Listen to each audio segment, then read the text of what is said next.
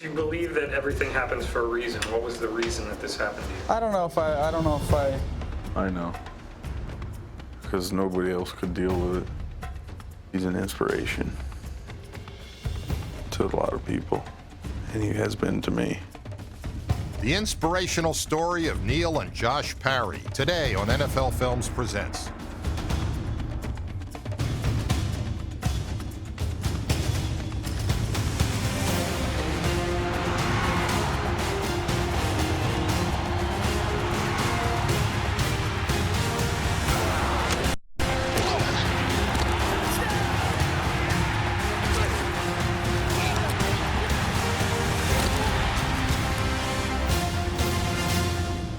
I learned that I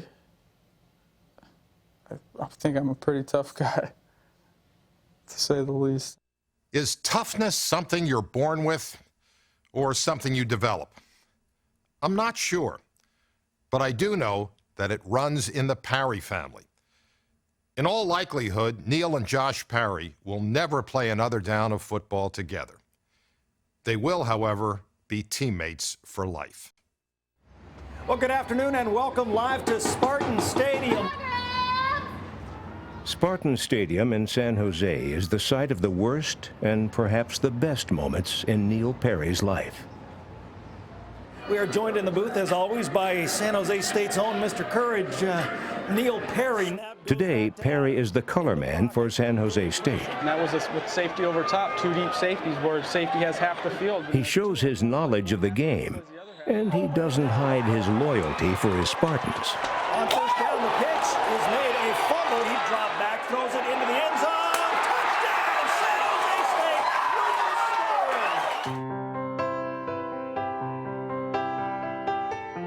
State. Parry grew up in Northern California, and there was little doubt where his and his older brother Josh's loyalties lay back then. Joe Montana, Jerry Rice, Absolutely. Ronnie Lott has always been. You can't forget about Rathman, though. Oh, Tom Rathman. I had his poster up for years. Well, we had that one picture. Yeah. They were playing the Bengals, and he caught a pass over the middle, and a safety came up and tried to tackle him, and he just ran right over the top. He was over him. Yeah. And I remember when we played Pop Warner, we'd both wear 44.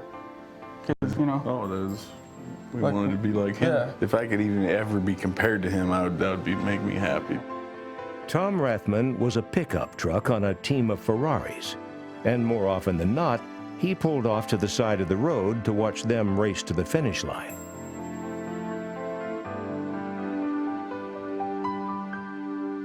Like his boyhood hero, Rathman, the Eagles' number 49, Josh Parry, does a lot of dirty work, while his better-known teammates receive a lot of credit. But Parry likes it that way.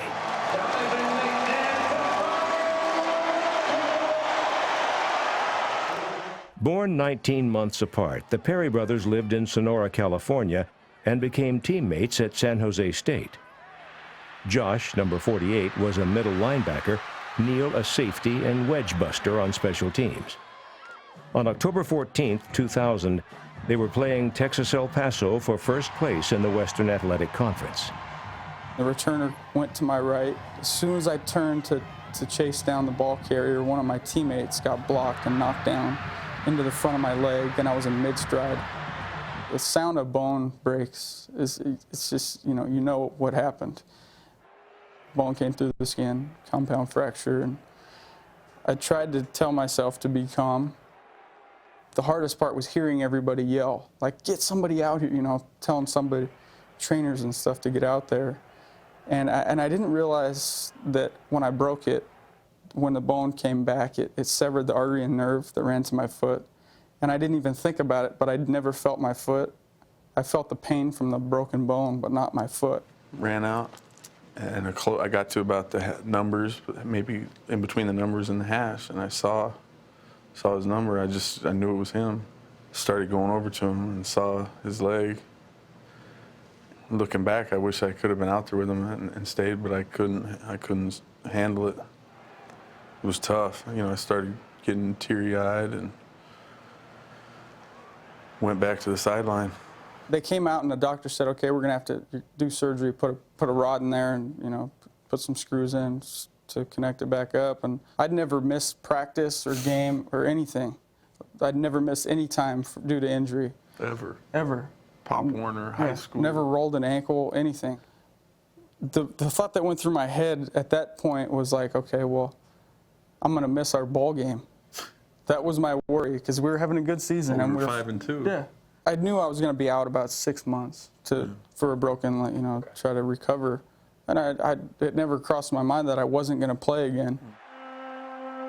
Neil soon realized his career could be over. About a week later in the hospital, he learned Josh might be done as well. My dad told me that Josh didn't know if he wanted to play anymore. And I asked Josh to come into the room and talk with me. And I basically asked him, I said, well, this happened to me and not you. If you can't play for yourself, play for me, because I'm not going to be able to anymore.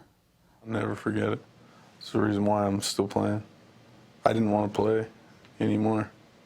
I was going to hang him up right then, move on, get a job, take care of the wife, And I'll never forget it, because he was hurting. His temperature shot up, he had an infection, find out he was losing his leg. I mean, just all the stuff he's going through. And he's worried about me, And I'll never forget it, ever. In San Jose State's next game, Josh had 17 tackles, but after the game in the locker room, he had to tell his teammates that Neil was going to lose his leg. See, nobody knew the team, and everybody loved him, man. He was the four-phase special team corps captain, a wild man, fun at parties. He was the guy. They just thought he had surgery. Okay, he's going to come back next season. You couldn't hear a pin drop in the locker room. Dead silent. I've never witnessed anything like it.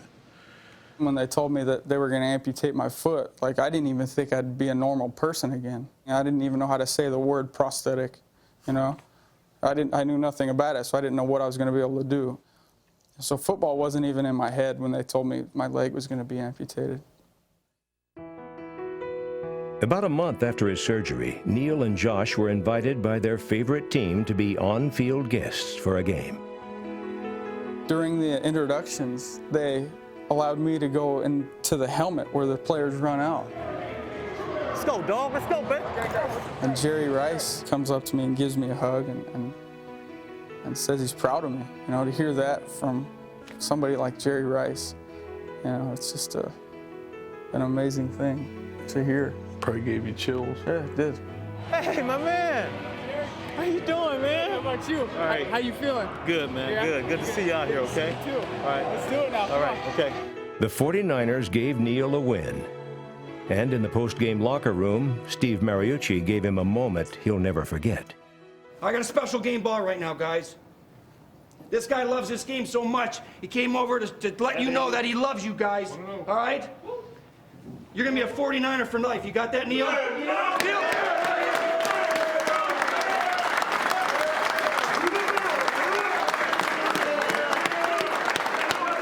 I'll never forget that. I still have the ball. Brought him into the middle, remember? Yeah. And me and my dad stayed in the back. I was nervous. I didn't all those, And he broke down, I think. Yeah. Broke him down. Said I'll be a Niner for life. Come on in, Neil! Gotta come every game, man. I got one word for today. Domination, baby. Domination on 3. 1, 2, 3. Domination! Dominate on 3. That's right. Yep. I started laughing, too. Yep. I think the guys loved it, too. That's what I always said. Yeah. That's the way I always approach whenever I step on the field. I'd tell myself to dominate whoever I was matched up against. Dominate on 3. 1, 2, 3. Dominate! Neil wanted that opportunity to dominate once more. He was about to begin a quest to someday play football again for San Jose State.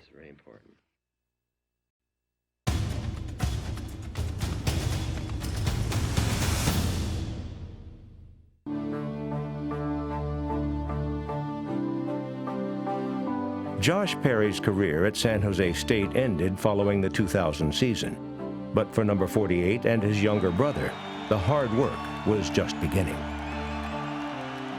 I told him that I wanted to come back and play but I told him I want to see him try to play at the next level. I said, if you keep trying, then I'm going to keep trying. So we kind of put it on each other for me to get back to play as an amputee and for him to get to the NFL. Shoot, man. I mean, it's tough because when you don't get drafted, it's a long road ahead. Went to Philadelphia, went to training camp that first year, and it's just brutal. Big physical guys, you know, collisions like I've never dealt with, you know. Got cut, which is tough, you know. Came back and I didn't know if I was going to make it, man. But every time I saw him, whenever I'd come home, it'd be like, I can't be down, you know. I mean, I just couldn't let myself be down. And then next year, I ended up getting cut again. He keeps pushing me. I don't know what else to say. He just keeps pushing me and didn't let me, no matter how much I wanted to stop. Neil also pushed himself. His rehabilitation process would take 3 years, include more than 24 surgeries, and numerous experiments with different prosthetic legs. And while he was able to inspire himself and his brother, Josh had a more difficult time motivating Neil. I didn't want to push him too hard, really, because to me, it didn't matter to me if he played or not again. It was his thing, you know. I pushed him, but not to the point where not enough. You know what I mean? Not too much. If you have to be pushed by somebody else, then I don't think your motivations are, you know. I mean, there comes a point where, okay, it comes down to the individual, and you have to want to do it.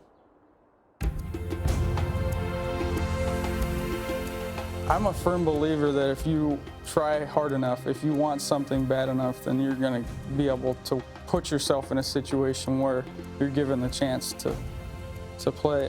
And that was always the motivation is, okay, I don't know when or where, but both of us are going to get a shot, and we need to be ready when that shot comes. Neil's shot came on September 18, 2003. By this time, after his third try, Josh had made the Eagles practice squad and switched from linebacker to fullback. But Philadelphia had a bye that weekend, so Josh flew to San Jose to watch Neil attempt his comeback. Neil's 3-year wait was nearly over. Unfortunately, he'd have to wait a little more. He was on the punt return team, and through 3 quarters, there were no punts to return. But Neil would not give up. In fact, the phrase, "never give up," became a badge of courage, which he wore with pride. NGU stands for never give up. And I'd write it every time I would work out, you know, with the team or go out to practice or in a game. I'd put NGU 32 on it. And then on this wrist, I'd put JP 49, Josh Parry 49, and his number with the Eagles.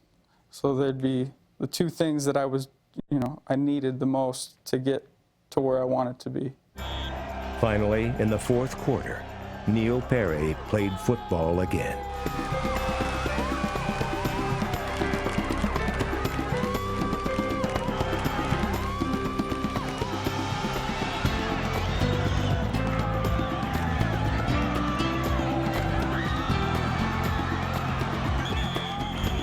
During the play, I was just looking for, if you watch the tape, like you see my head going from, like I was just looking for somebody to hit.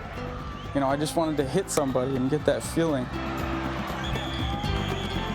I was happy for him because he got to end his career the way he wanted to on the field. Mm-hmm.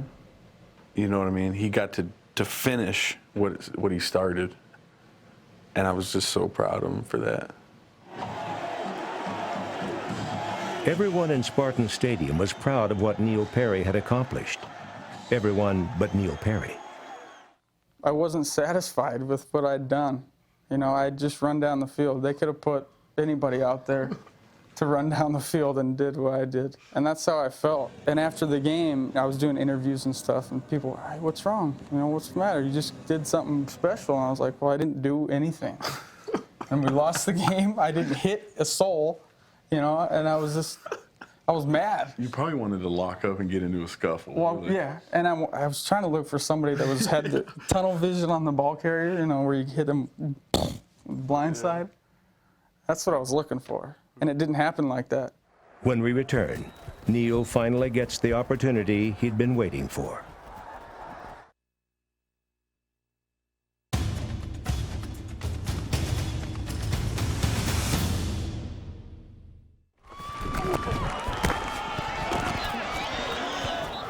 Those 2 or 3 years that we'd been working out, you know, when we'd work out, Josh would say, just picture that first play. Picture that first play when you're in. You know, all the weights I'm lifting, and my leg is just killing me, and I'm still working through this. And I have that first play in my head, and that first play happened, and it didn't happen. I wanted to be on kickoff, because I knew that if it was on kickoff, I was going to be in on something. Yeah. In 2003, Neil Parry played in 8 games for San Jose State on the punt team, never on kickoff. But John Robinson, the West coach for the annual East-West Shrine game, wanted to give Neil that chance. I didn't want to play in the game because it was, you know, those games like the Senior Bowl, the East-West Shrine game, Hula Bowl, those are for players that are going to the next level. You know, scouts, those are big things for scouts to go watch these players. The special teams is a big thing for rookies in the NFL. They need to show in these games that they can play special teams, and I didn't want to take one of those spots. And during the week, Coach Robinson, you know, I told him how I felt. I said, Coach, you know, I'll be involved, I'll be around, hang around with you guys, but I don't really, you know. And Coach Robinson told me that I'm tougher than any guy on the team, and I need to play. I shouldn't worry what other people think, and that I need to play because I'll never forget it. And Coach Robinson and talking to him was what, you know, said, okay, I need to play in this game.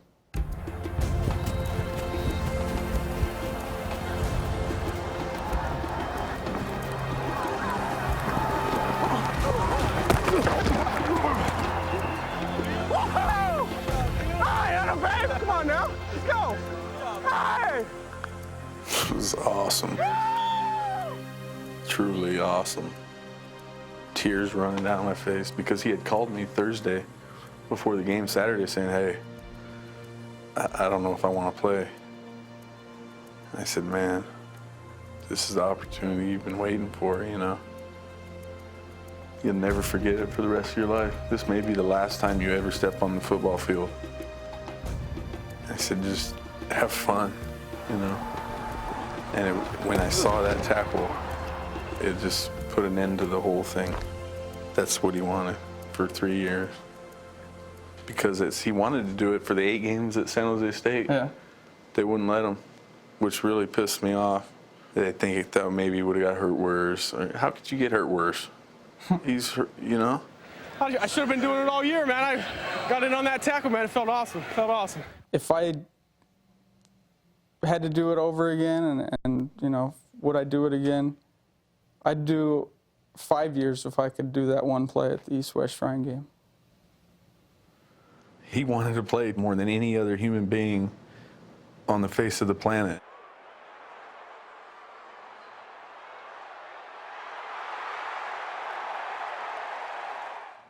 To not be inspired by that as his brother or anybody, but me especially, because here I was being cut twice by the Eagles, once by the Raiders, and I looked at it like, I'm not going through anything.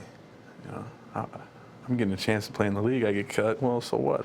I'm not hurting every day. I don't have a prosthetic, and that's what got me through it.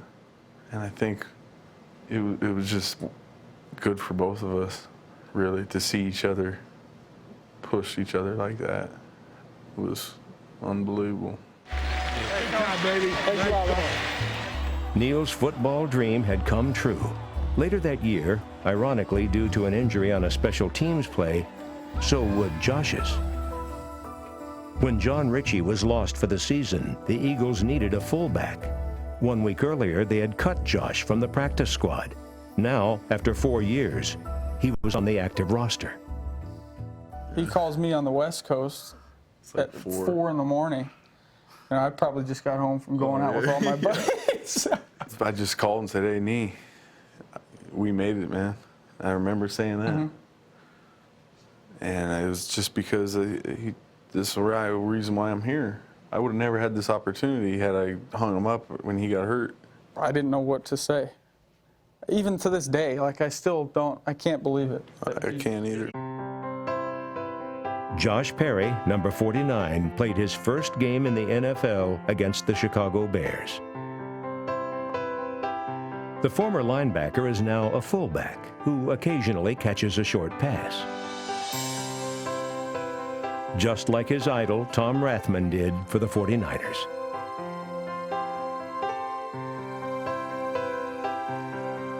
On September 18, 2005, 2 years to the day that Neil played football on a prosthetic leg, he took his girlfriend to a 49er game. But this was 3,000 miles from home. Neil Parry, the 49er for life, had been reborn as an Eagles fan. Welcome the visiting San Francisco 49ers. I can't believe I'm booing the Niners. I'm booing the Niners. Oh. With Neil and Josh's wife Kelly bursting with pride, the Eagles' starting fullback was introduced. And fullback from San Jose State, number 49, Josh. I was just so proud of him.